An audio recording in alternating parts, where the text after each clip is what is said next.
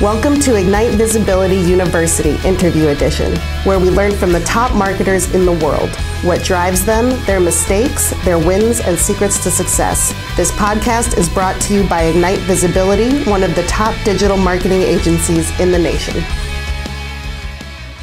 All right, welcome Ignite Visibility listeners. Today I have Lori Taylor. Lori has nearly 10 years of experience in the fresh produce industry and is founder and CEO of The Produce Mom. And The Produce Mom is passionate about advocating for the fresh produce industry, inspiring families to eat more fruits and vegetables, introducing consumers to the produce brands, and rallying the produce industry to converse with the customer. So very excited to have Lori on today on Ignite Visibility University. And Lori, how are you today? What's your day looking like, and how are things going? Thank you, John. Things are good. It's a beautiful day here in Indianapolis, Indiana, and my team and I have been busy at work working on all sorts of different upcoming campaigns and strategies, getting ready, for the season change, coming into that spring and summertime fresh produce. A lot of incredible marketing opportunities await for us, and a lot of points of inspiration for all the folks that we connect with at the Produce Moms. Awesome. I definitely want to get into that a little bit, seasonality, how that impacts marketing. But before we kind of jump into it, tell us a little bit about you and your role, kind of your story. You know, how did you start the Produce Mom, and what makes you passionate about produce? Yeah, well, really my passion stems from my days at the sales desk. For 10 years, I sold fresh produce to over 300 grocery stores in the United States, all different types of sizes and formats. So I was taking care of, everything from college juice bars and organic grocery stores to Mexican bodegas to your large format stores like Kroger. And so I just developed this real comprehensive and unique understanding of the fresh food supply chain. I really fell in love with how food is culture and how fresh produce is at the cornerstone of that. It's kind of that common thread that unites all of these different cultures and how we celebrate life with food. And I just started to see the work that I was doing as very purpose-driven and mission-driven. When you evaluate what's happening in the world right now, where, goodness, like 90% of children aren't eating the recommended amounts of fruits and vegetables on a daily basis. And to be honest with you, adults aren't that much better. There's a lot of work to be done, and I don't think it's a lack of awareness that we should be eating more fresh produce. I don't even think it's a disinterest in fresh produce. I think most people agree that, fruits and vegetables, we might not like all of them, but everyone pretty much has a favorite a favorite fruit or a favorite vegetable. It's really the education behind it. And as I was, evaluating what was out there, and these are during my days in the supply chain as someone who's, serving as an account manager and selling produce to retailers, I was looking online. This was approximately 2010. I had just become a mom, and I'm like, man, there is nothing online that is a comprehensive destination that's all about fruits and vegetables. That's all about the produce department. And I worked at the wholesale distribution stage of the supply chain. So in my day-to-day life, I was immersed in that. We sold every single item to stock a produce department. And it just, to me, felt like a vacancy within our very powerful and noble industry, that there wasn't this comprehensive destination. And, the growers were doing a good job with their marketing efforts. Marketing was really starting to come alive at that time. People were really pushing to decommoditize our industry. And when I say people, I mean the brands. So for instance, Sunkist. All right. Well, Sunkist is all they can talk about is citrus fruit. That's what they grow. That's what they represent. But you're hard pressed, to be honest, to find someone, your average consumer just really isn't interested, nor do they have the time to opt into the marketing and follow along in the marketing for each and every one of the commodities that they buy and love in the produce department. Too arduous, too overwhelming. They don't know the brands. Yet I realized as I'm sitting at the sales desk, and at this point I had transitioned into a marketing role at my former employer, And at that point I realized, man, everyone's at the grower level, they're doing a pretty good job. They're starting to bring forward blogs and invest in marketing strategies, but it's just not reaching that B2C audience, despite doing marketing for the B2C crowd, or for the consumer crowd, I should say. It's not reaching the consumer. And so that was when my wheels really started spinning. And I thought, we are so positioned, really, we are the only stage of the supply chain as the full service produce department supplier. We're the only stage of the supply chain that can talk about everything in the produce department. And that was really what felt I was missing in my personal and my professional life. And so that's when I conceptualized the Produce Mom, which started as a blog, and it started as work for hire. And as it grew, the reason we were able to grow it at Indianapolis Fruit Company, which is where I worked for over 10 years, we commercialized that effort internally. We said, okay, we're going to come forward with this blog, and I'd pitched the concept to my bosses. They approved it, and we commercialized the effort by working with our vendors. Whether it's an exchange of ad buys or actual marketing, a new vertical of income where they would invest in marketing at Indie Fruit. And then we would push forward content through the producemom.com to educate the consumer audience. And it was in August of 2015 that my former employer said, hey, you're doing good work, but at this point, we're essentially done with this at Indie Fruit. It's not serving our core purpose. It's pretty much just paying for your salary. We're not really getting the capital gain out of this. And was that a blessing in disguise for you in some ways? 100%. Of course, when it happened, I felt like, I was in a relationship that was breaking up, and I was getting dumped, and I was upset about it and hurt. Yeah. And it was hard to not take that personally. But now, as I look back on the journey, so it's been it's about 3.5 years I've owned this business now. And I realized, man, they really empowered this whole thing. And they provided me with a great opportunity to sell the Produce Moms to me, as opposed to, offering it out to another buyer, or just shutting down the operation altogether. And so it was absolutely the biggest blessing. It was the tipping point of this brand. It was when we were able to take off that, employee hat and just put on that authenticity hat. And that's really that's what's been our springboard in terms of our ability to really be a change agent for the produce industry, as well as authentically connect with the consumer audience.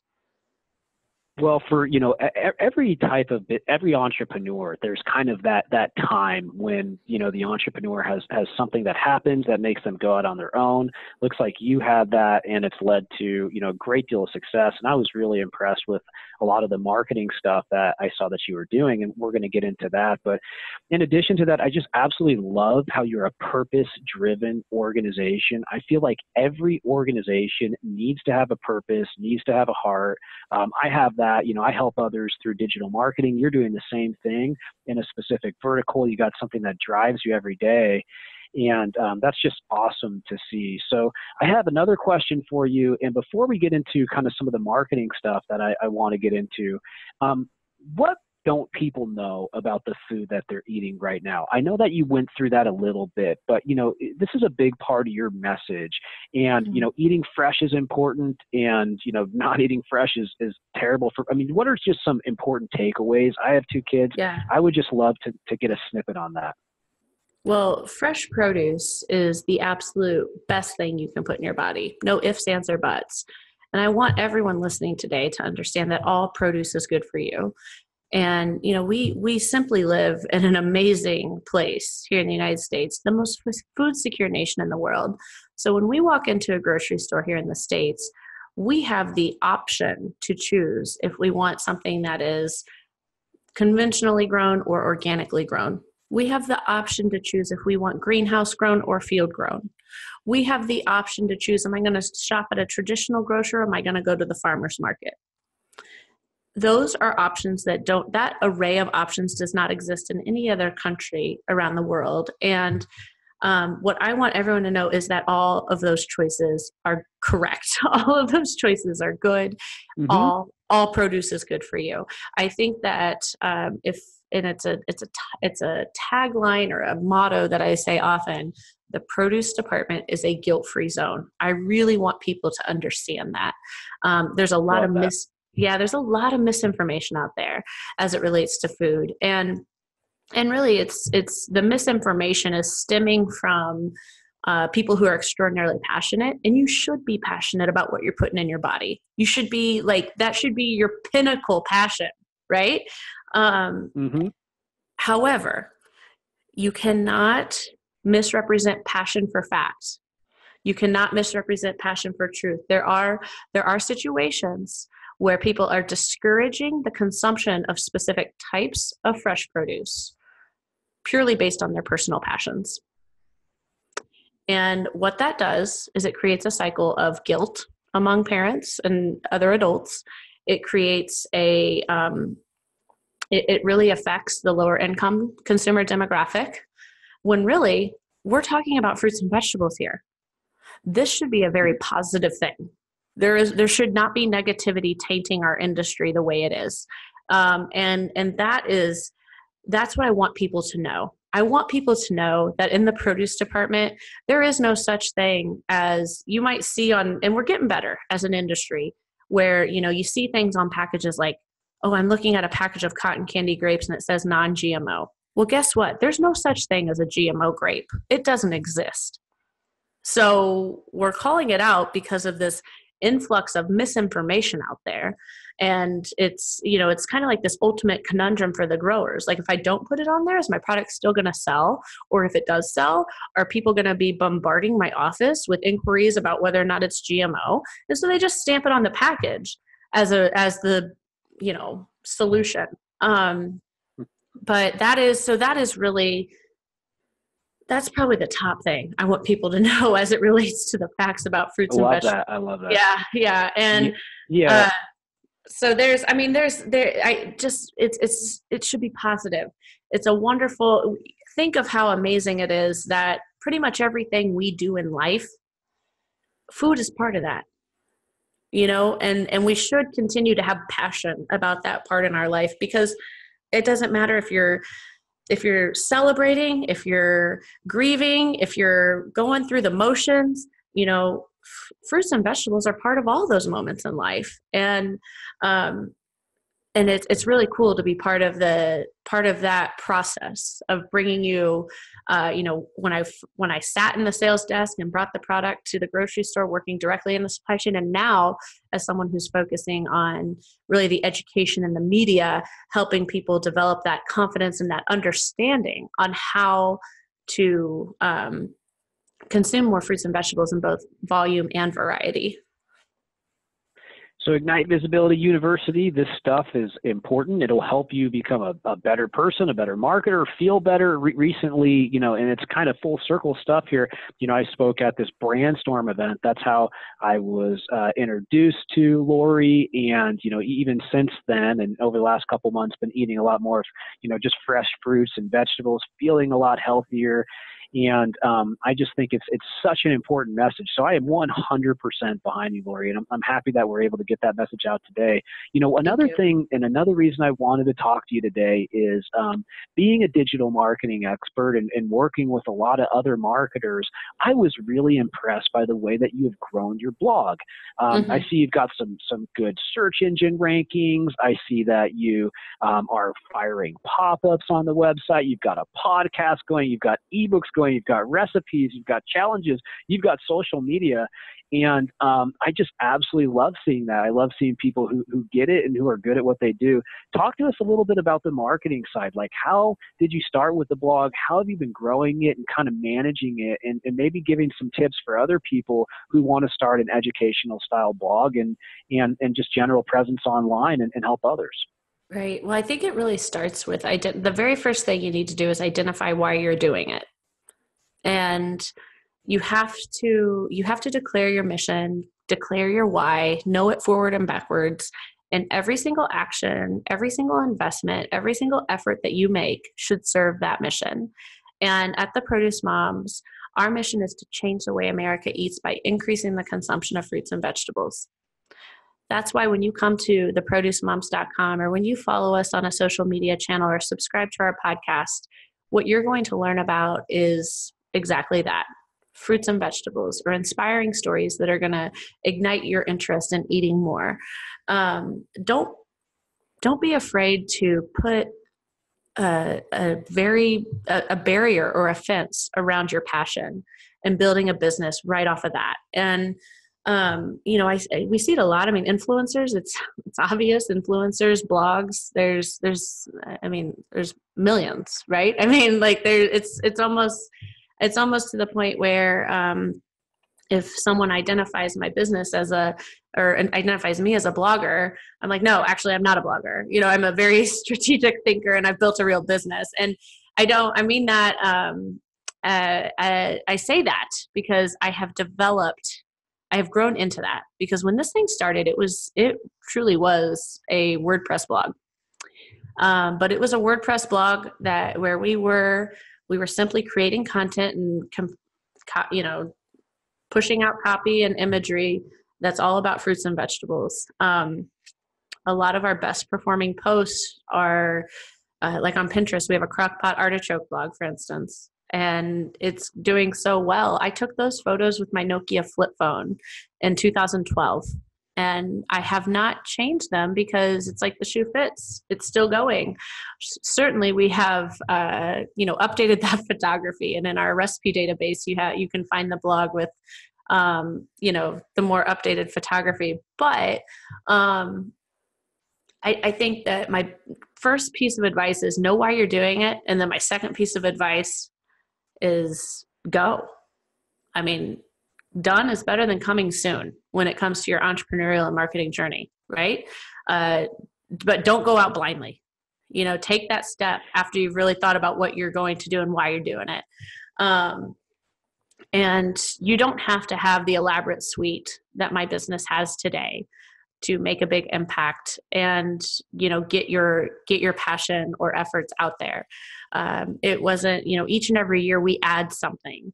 I didn't have the money to do this. I mean, I had to pay more for my idea than my home when I bought my work for hire. So I had to do this all with very limited resources. I think that's one of the best things about, digital marketing today. If you're willing to put in that sweat equity, you can compensate for, lack of capital, because there are tools out there. There's digital 100%. digital masterminds, free content like this amazing podcast where you're sharing, tapping into thought leaders and marketing experts. And that is definitely, if you're willing to put in the work, you yourself can turn into a videographer, a copywriter, an SEO specialist, etc. And then once you've built that foundation with that sweat equity, then you'll have enough knowledge to know if the solution providers you're vetting and considering to spend your hard-earned capital with, you'll know if they're BSing you or if they're actual, solution providers. Because that's the other thing I've learned too, as I've networked more with quote unquote marketing experts. There's a lot of people out there that are not quite what they say they are. So, and so that was coming from the world of agriculture where it's a pretty honest, humble, down to earth, like multi-million-dollar deals are done every day on a handshake type of industry.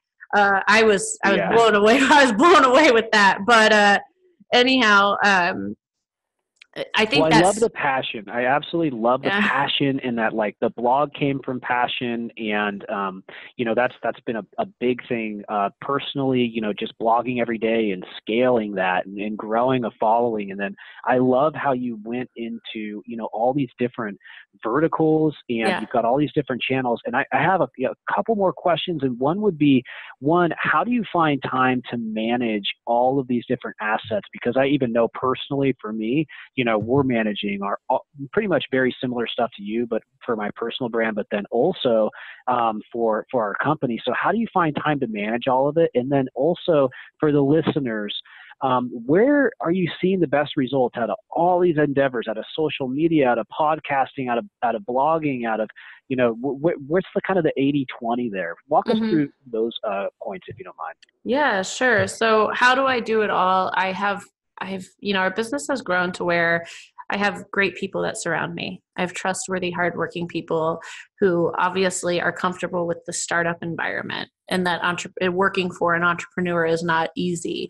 But trust me, there are people out there where it moves their soul the same way entrepreneurship moves your soul. Okay, so find those kind of folks, and those are the types of employees that you won't have to get in the trenches micromanaging and even training.